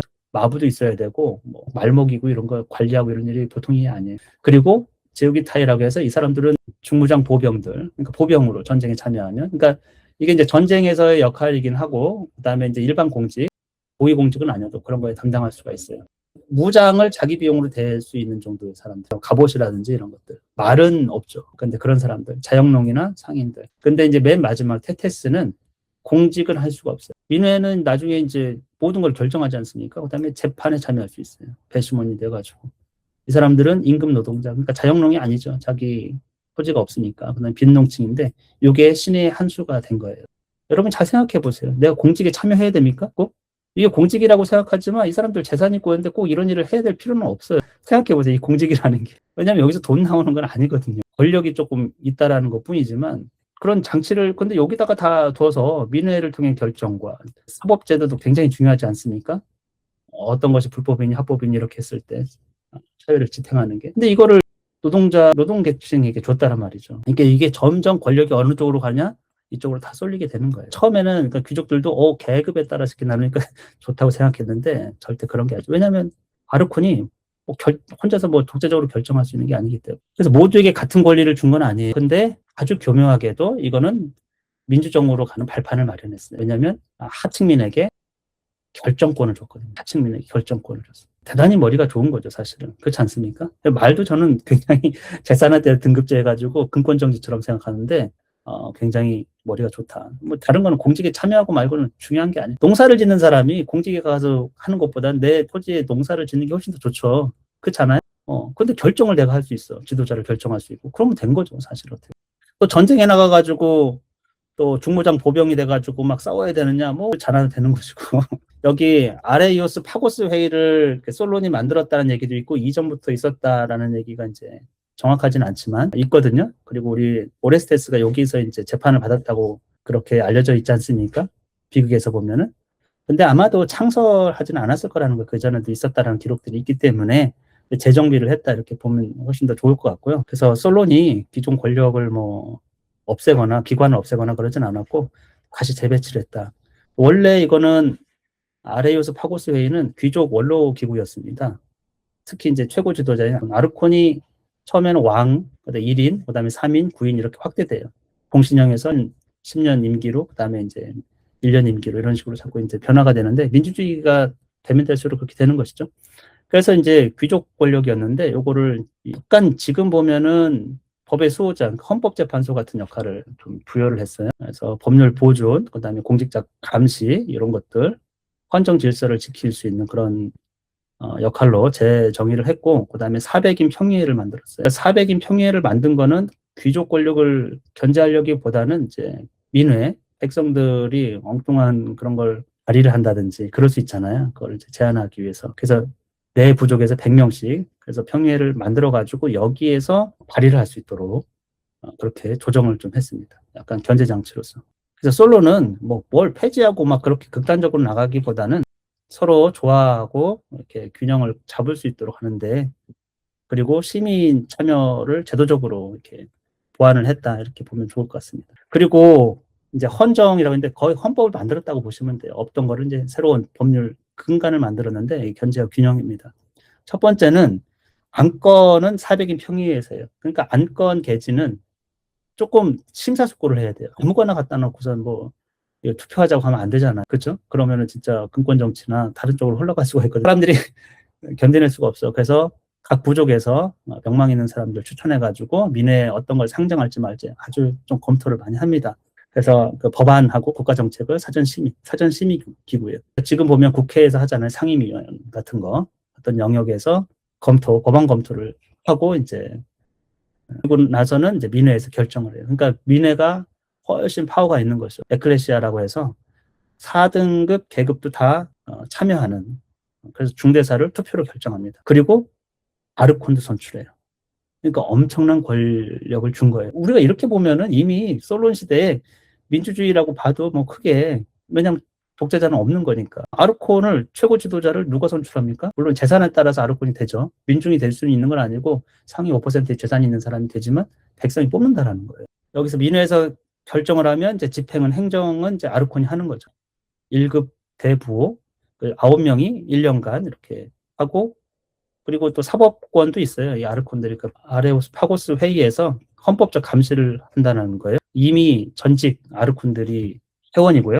그래서 민회에서 결정한 것에 대해서 약간 제어를 할 수도 있고, 그다음에 관료들 부정부패 감시하고 이런 헌정 질서에 튼튼하게 딱 머물 수 있는 그 다시되었다 이렇게 보시면 좋을 것 같아요. 상호 견제할 수 있는 틀을 만들었다라는 거예요. 솔론이. 사법 개혁도 했는데 민중을 법의 수호자로 이렇게 만들어준 거예요.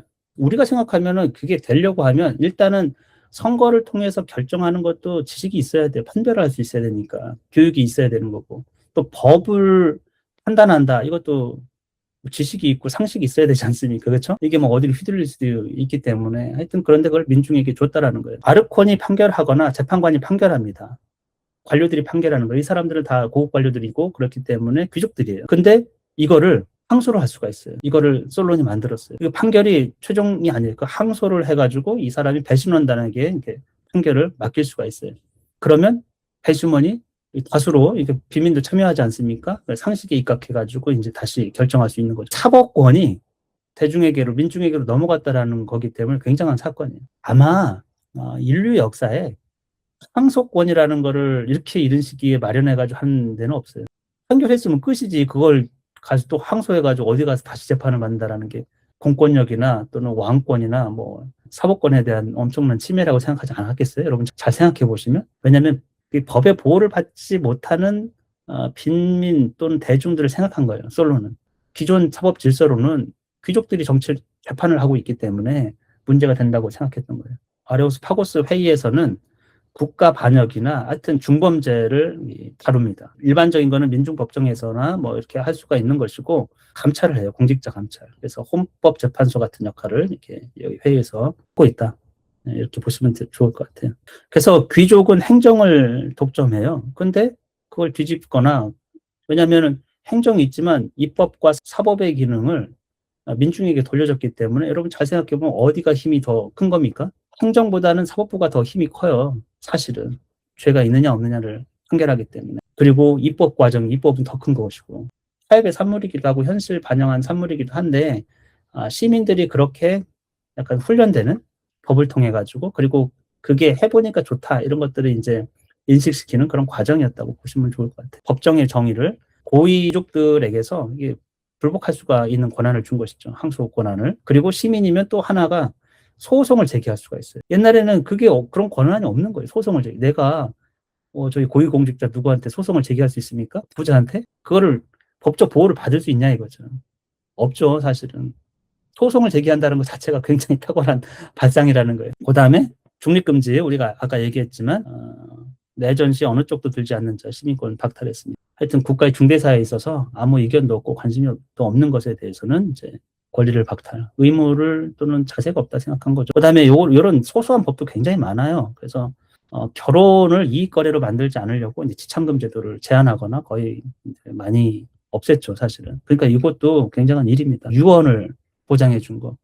정말 재산이 자기 것으로 되게 했다고 했죠. 그래서 이런 것들도 있고, 기술을 가르치지 않은 아버지, 또 부양 방지나 또는 정식 결혼을 통하지 않고 이렇게 낳은 애들도 이제 그 아이가 부모를 부양하지 않아도 된다라. 그러니까 일종의 좀 일하고 또 정식적인 가족과 뭐 결혼 이런 것들을 하지 않으면 약간 대우받지 못하는 사람들에게 좀 비난을 받을 수 있는 여러 가지 제도적 장치를 이렇게 마련했다. 크로이소스 왕에게 만나가지고, 크로이소스는 헤로도투스 역사에서 다시 한번 나오거든요. 거기에 있는 걸 여기서 다시 인용했기 때문에 하여튼 자기가 제일 세상에서 부자라고, 그리고 신탁을 받기를 이제 강을 건너서 가면은 이제 제국이 무너질 거다, 무너뜨릴 수 있다 이렇게 해가지고 자기가 이제 페르시아를 정벌하러 갔거든요. 근데 자기네 제국이, 리디아 제국이 멸망한 거예요. 그 제국도 굉장히 컸거든요. 그러면서 이제 나중에 사형을 당할 처지에 솔론 해가지고 무슨 일이냐고, 무슨 신이냐 이렇게 물었더니 그 얘기를 해줬던 것이죠.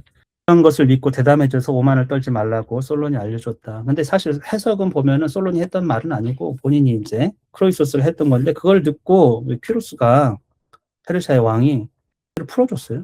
살아있는 동안 내내 존중해줬다고 돼 있어요. 근데 솔론이 왕도 하나의 왕도 구했고 하나의 왕에겐 또 가르침을 줬다 이렇게 됐거든요. 그러니까 퀴로스도 사실 대단한 사람이긴 한데 그 사람이 솔론 얘기를 듣고 이 사람을 죽이고 막 하기보다는 솔론의 지혜를 들은 거죠. 그래서 자기도 어떻게 보면은 약간 자만심이랄까 오만함을 좀 내려놨다고 볼 수가 있겠죠. 그때 만약 깨달았다고 하면 여러분이 왕이라고 생각해서 페르시아 왕이라고 벌벌 떨고 있는 녀석이 그냥 죽여가지고 내 권력의 위대함을 보여주리라 상대 적국의 왕에 대해서. 근데 그 얘기를 딱 듣고 자기도 일정 측면 마음의 오만함이라든지 그런 게 있을 수 있으니까 그런 걸 좀 경계했던 것 같아요. 그래서 그를 풀어주고 그를 이제 대우를 좀 해줬다. 그래서 관대한 왕으로서 명성, 사실 그럼으로써 이제 자기 명성도 얻은 거니까요. 말년은 이제 페이시 스트라토스하고 굉장히 연결되어 있는데 하여튼 연로에서 공식 석상이 나가지는 별로 못했는데 개인적으로 공직이 없기 때문에 개인적으로 각 당파 사람들을 화해시키려고 그렇게는 잘 안 됐어요. 근데 그때도 가장 귀를 기울여서 말을 들었던 게 페이시 스트라토스라고 돼 있어요. 근데 그거를 이제 솔론이 알아챘다. 이 사람이 참주로 갈 거라는 거를. 그래서 경고를 했다라는 거 아닙니까? 그래서 야심을 간파했다. 근데 테스피스라는 사람이 나와요. 테스피스는 비극을 창시한 사람으로 그리스 비극을 알려져 있고, 그래도 그 사람이 그 비극을 보려고 솔론이 갔거든요. 근데 이제 부끄럽지 않냐, 거짓말을. 사실 허구잖아요. 그렇죠? 가지고 그렇게 질타를 했는데 테스피스가 이거는 장난삼아 한 것이고 해로울 것 없다. 문학이고 그러니까 약간 그렇게 했더니 솔론이 지팡이로 땅을 치면서 하지만 우리가 그런 장난을 이토록 칭찬하고 사람들이 칭찬한 거예요. 그리고 존중한다면 머지않아서 인생의 중대사에서도 그런 것을 발견하게 될 것이요. 이렇게 그러니까 경고를. 근데 요거는 또 미래를 예언한 걸로 이렇게 표현된 거예요, 사실은. 왜냐하면 페이시 스트라토스가 대디오니소스 제전을 만들었거든요. 거기서 이제 비극 공연을 거창하게 하도록 했고, 그리고 페이시 스트라토스가 테스피스를 초청해서 그런 것들을 만들었어요, 사실은. 그래서 이제 배우도 도입하고 시스템을 한 단계 업그레이드 시켰어요. 그래서 약간 이제 백성을 통치 수단으로서 이렇게 좀 속이는 그런 역할을 좀 했죠. 이렇게 프라이드를 좀 국뽕 같은 거 주고. 근데 역설적이게도 나중에는 이게 민주주의 시민교육 아주 중요한 역할을 담당해요. 그래서 약간 묘한 것이죠. 근데 이제 솔로는 그렇게 좀 비판했다. 나중에 어떻게 될지. 페이시 스트라토스가 그런 것들을 교묘하게 이용했던 것이고요. 근데 페이시 스트라토스가 자기 몸에 자기가 상처를 내고서 백성, 민중을 선동을 했어요. 자기 스스로. 그래서 사람들이 민회를 열어가지고 호위병을 붙여줍니다. 처음에 50명 호위대를 붙여주자는 발의를 했는데 이 민회를 통해 가지고는 아예 제한이 없어요. 수가. 그래서 이제 수가 불어났겠죠. 그리고서는 이제 정권을 차지하게 돼요. 그랬더니 귀족 가문들 알크마이온족 하여튼 그 귀족 가문들이 지체 없이 도망갔다고 돼 있어요. 그걸 보고 솔론이 개탄을 하는 것이죠. 자유를 포기하지 말라고. 끝까지 항쟁하자는 거였고 자기는 자기 집에다가 이제 갑옷 같은 거 이렇게 걸어놓고서 할 일 다 했다고 이렇게 했었죠. 사람들이 다 망명하라고 이렇게 요구를 하고, 왜냐하면 참주가 당신을 죽일 거라고 다 예상을 했어요. 왜냐하면 계속 반대를 했잖아요. 뭘 믿고 그러냐 했더니 내 노년을 믿고 그랬다고 얘기를 하고 있어요. 내 노년을 믿고. 늙었으니까 살 만큼 살았다. 굉장히 용감한 거죠, 어떻게 보면. 그랬더니 페이시 스트라토스가 권력을 장악하고서는 솔론을 자기 편으로 이렇게 극진하게 대접한 것이죠. 그래서 이제 조언자가 됐고 여러 조치에 대한 승인도 내렸다고 돼 있어요. 근데 솔론의 법을 대부분 계승했다. 어떻게 보면 솔론이 죽을 때까지도 사실 그런 인물이 없었으면 페이시 스트라토스가 막 했을 수도 있어요. 그렇잖아요. 근데 그래도 조언을 듣고자, 그러니까 그 사람 성품도 나쁘지는 않은 거죠, 사실은. 우리가 그냥 참주라고 해서 다 똑같지는 않을 거라는 생각이 좀 저는 들어요. 그래서 나는 늙어가면서도 언제나 많은 것을 배운다. 이런 이제 유명한 말을 남겼고요. 그래서 마지막에 화장까지는 괜찮은데 화장해가지고 이제 살라미스 그 바다에 뿌렸다. 그렇게까지 되는데 사실은 믿기 어렵다고 얘기를 하고 있어요. 근데 아리스토텔레스는 그렇게 썼기 때문에 하여튼 전설적인 인물이다. 젊어서부터, 그러니까 어렸을 때는 잘 나오진 않았죠. 어떻게 됐는지, 죽을 때까지 한 생애, 그리고 그가 도시국가를 위해서 어떤 일을 했는지, 그리고 민주주의 초석을 다지는데 엄청난 기여를 했다. 이런 정치나 입법자가 나오기는 좀 이후에는 뭐 이런 인물 근처에 가는 사람은 없지만, 또 하나는 늘 영웅전은 그래요. 한 사람의 성품, 그 탁월성, 성품의 탁월성을 얘기해요. 독재자가 되라고 그렇게 해도 안 하지 않습니까? 그리고 독재자가 나타났을 때, 나타나려고 하는 조짐을 보일 때 경고를 하고, 그런 행동들, 양심 있는 행동을 하고, 그리고 독재자가 실제로 권력을 잡았을 때 하는 행동들, 그런 것에 대해서 저는 솔로는 누구의 말을 듣고 내가 어떻게 보여야 된다는 생각보다는 내가 있는 현실에서 최선을 다하는 그런 사람이었던 것 같아요. 다른 사람의 평판이나 그런 게 아니고. 근데 옳음을 자기 스스로 안에 이제 옳음을 추구한다고 하면 그 기준이 명확하고 그거를 이제 지키려고 했던 사람이죠. 플루타르쿠스 영웅전을 읽으면 사실 이거는 일종의 우리가 어떤 사람이 되어야 된다라는 그런 주장을 많이 하거든요. 그러니까 이 영웅적인 제도를 만들어라 이런 게 아니고 어떤 사람이 되어라.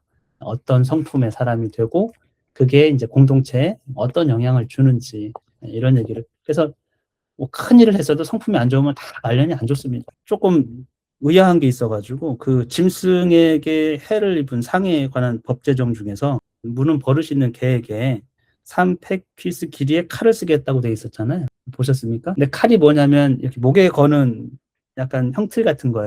근데 그 전에는 어떻게 했냐면 해 죽였어요, 개를. 그렇잖아요, 물으면. 근데 이 솔로는 참 그러니까 성품이 대단한 사람. 그렇게까지 극단적으로 폭력을 쓸 필요가 없다. 그러니까 솔로니 경계했던 건 이 분노예요. 이 개인이 갖고 있는 그 분노. 이게 계속 그냥 이게 쌓이고 쌓이는 그 사회를 원치 않았거든요. 그래서 개에게 형틀을 해주니까 개가 물 수 없잖아요. 이 개 주인도 이제 약간 수치를 느끼는 것이죠. 이 사람이 솔루션이라고 생각하는 거를 여러분 잘 보시면 탁월성이 있다라는 거예요. 지향하는 바가 뭔지. 그리고 또 하나가 이제 시청의 공공 식탁에서 식사하는 것에 대한 관행인데 자주 식사하는 거. 같은 사람이 그곳에서 자주 식사하는 것을 금했다. 그리고 그런 의무가 있는데 안 나와도 벌을 줬다. 이렇게 되어 있거든요. 근데 그 공공식탁이라는 게 시청에 있는데 그거는 올림픽 영웅이라든지 비빈이라든지 국가 기여자들에게 그런 명예를 줬어요. 근데 그 사람이 계속 가서 먹는다든지 그런 거는 금한 거죠. 소크라테스가 죽을 때 자기는 사형 받을 게 아니고 나는 식사 대접을 받아야 된다고 얘기하거든요. 오히려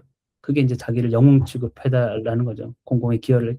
이게 이제 실천인 공공식탁이라고 보시면 돼요. 그런 것에 대해서 그러니까 세세하게 그러니까 공동체를 위해서 하여튼 그런 규정을 솔론이 챙기고 그렇게 해줬고 그런 정신이 입법 정신이 뒤에 이어졌다 이렇게 보시면 좋을 것 같아요. 네, 오늘은 여기까지 할까요? 다음 편 이제 테미스토클레스죠. 점점 그리스 사람들이 매력적입니다. 페리클레스, 알렉산드로스.